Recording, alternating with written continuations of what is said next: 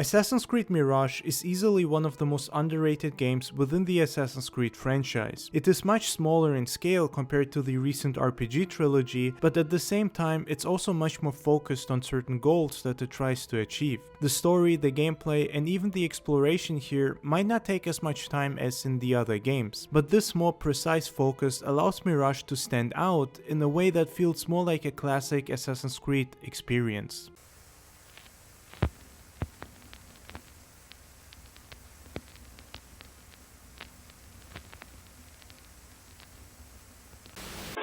Pictures presents Aladdin. The movie Time magazine calls a ravishing thrill ride, an animated Raiders of the Lost Ark. You have to see it twice.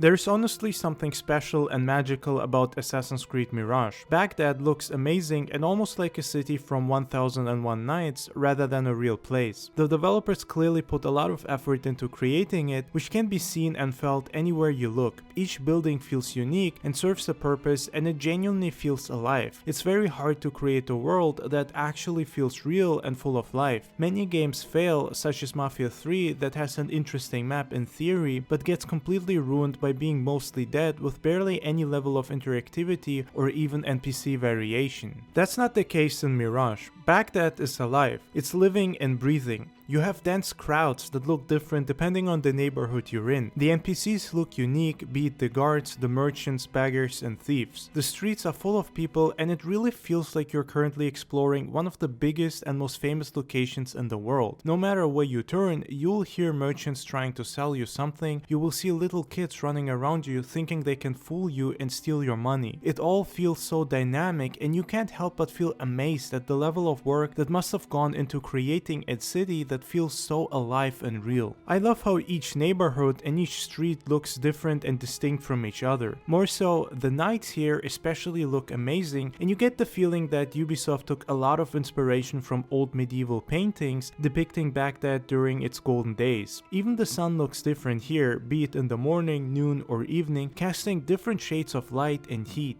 A heat that you can almost feel through the screen because of how amazing it is depicted here. When I was exploring the city, I felt extremely immersed to the point of almost being able to smell and taste all of the oriental spices on the Great Bazaar. I could smell the incense and other exotic smells in the royal palace, almost like it wasn't Bassam visiting those places, but me. I actually did not expect to be this immersed in Mirage, especially because I personally did not like Valhalla, and apparently Mirage is heavily based on a lot of the gameplay systems of Valhalla. It even took certain stylistic design choices from Valhalla, such as the bleak, lifeless, and unoriginal looking world map, which is a shame because Origins and Odyssey had an amazing looking map and interface that was specifically themed for their respective time periods and locations. Now, I personally loved Origins and Odyssey, with the only RPG game that I couldn't get into being Valhalla. I'm actually a huge fan of the RPG titles and even a massive fan of all the fantasy elements they introduced. I loved being able to visit the Egyptian underworld in Origins and fight the Great Snake Apep. Same in Odyssey, where the heavy mythological tone was actually the main reason for why I got the game. I personally never cared about any of the Assassin's Creed stories, as in the conflict between the Assassins and Templars. To me, the main appeal of these games has always been the fun gameplay and especially the unique locations. There is no other gaming franchise that gives you the option to explore ancient Egypt, Greece, revolutionary France,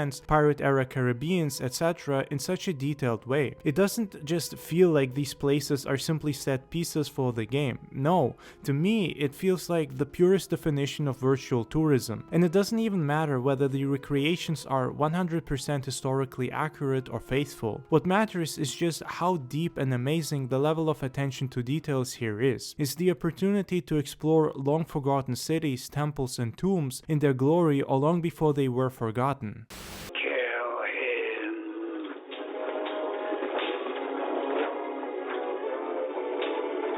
However, as much as I liked Origins and Odyssey, I have to admit that they were overwhelming games. They were massive in their scope, having huge maps that basically recreated almost entire countries, not to mention hundreds of quests, activities, and gameplay systems that could take you up to 100 hours, if not more, to master or fully complete. But more importantly, they were the type of game that was a lot of fun but could leave you burned out once you finished them. After I finished Odyssey, despite loving the game and now considering it one of my all-time favorite games, I did feel burned out and like I needed a break from the franchise. With Mirage, I did not feel like that. The game is much shorter than the previous titles, but because of being shorter, it has much more time to focus on the story, the characters, and lore surrounding the assassins, Baghdad, and the world of Assassin's Creed. It does feel slightly rushed at certain points, but overall it's a fun and really refreshing experience with a lot of cool concepts and ideas. The whole game reminded me a lot of Aladdin, and it has a very 1001 Nights vibe to it in general. I love that they decided to go this route and make it a bit more mystical. There are a lot of references to Arabian legends, stories, folklore, and Islamic mythology, which makes playing this game even more fun because it feels larger than life, just like the previous RPG games. I'll have your hands for a trophy, street rat. What's also great is how each neighborhood has its own codex page that gives a lot of historical information on real-life medieval Baghdad, merchants, caliphs, Islamic lore, etc. It's one of the reasons why I love just walking around the city looking at all the cool details that the developers included, which is a lot, because the city is really big and Ubisoft had to basically recreate it from scratch using old maps, as there's almost nothing left from Golden Age Baghdad today. They even went so far and made sure to get the lighting right, as the sun in Baghdad looks different and feels different from the sun in Egypt or Greece. It's this type of attention to details why I love the Assassin's Creed games so much and why Mirage is one of the most underrated titles in the franchise. The city here feels organic and all you want to do is just explore it for hours, be it by parkouring your way through the rooftops or walking around the bustling city streets. The entire time playing this game, I felt like I was a darker version of Aladdin, hiding in the shadows of Agrabah, robbing and killing anyone I felt deserved it.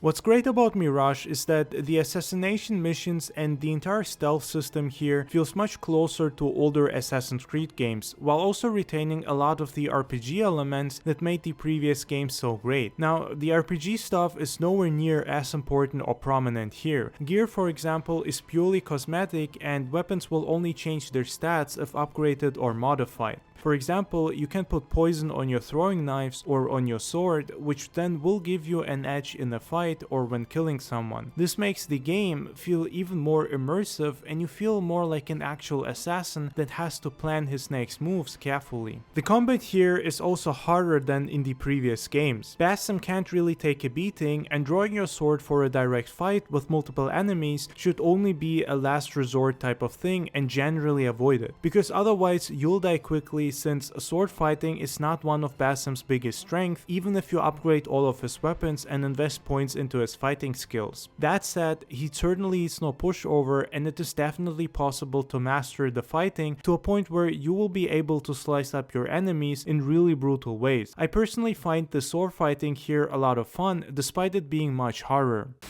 got a sword! You idiot! We've all got swords! Sticking to the shadows and dark alleys of Baghdad is what actually makes Basim extremely dangerous. The game gives you a lot of tools and ways to approach a mission, and there is a lot of freedom here. It doesn't force you to do a mission or a killing in a specific way unless it's a story-based exception. You can take out your target any way you like, and the city also offers a lot of ways to use the world's environments to your advantage. Mirage also brought back elements such as social stealths, where you can hide among the crowds to escape from the guards or use them to your advantage to kill a target. What's different here though is that if you get caught killing people, you can get into some serious trouble with the law. Here, the crowds can actually notice you performing crimes such as stealing or killing someone. If they do, they will scream, wave their hands, and make sure that everyone knows what you just did. If you manage to escape, there will be wanted posters of you around the city, and depending on how bad your crime was, it will get harder and harder to traverse the city. What's even Even cooler is how people will react to you differently, and I'm not just talking about the guards, but all of the NPCs. I remember one time after killing someone and being wanted for a while, I had a random NPC come up to me and tell me that I should feel ashamed for my sins and that I'm an awful human being. Call the watch! Here! The outlaw is here! Guard! Guard! There is a vermin sent in our streets! Please!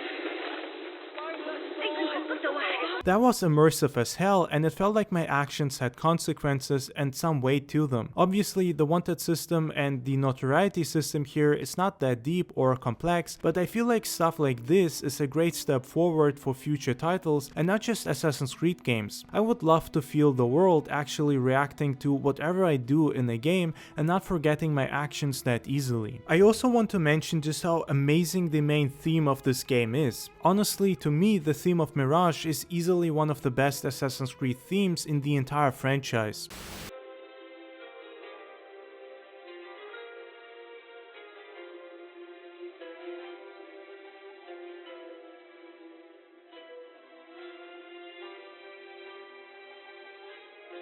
It makes you feel right at home, and it fits perfectly to the location, story and character. I loved hearing it anytime I paused the game or was reading through the codex. With the codex in particular, it also felt really immersive hearing that theme while reading about the caliphs of Baghdad or all of the battles and wars that happened in and around the city. It's definitely a place full of rich and exciting history, and the soundtrack of Mirage captures that perfectly. It's a place full of mystery, magic, spices and hidden blades lurking in the shadows.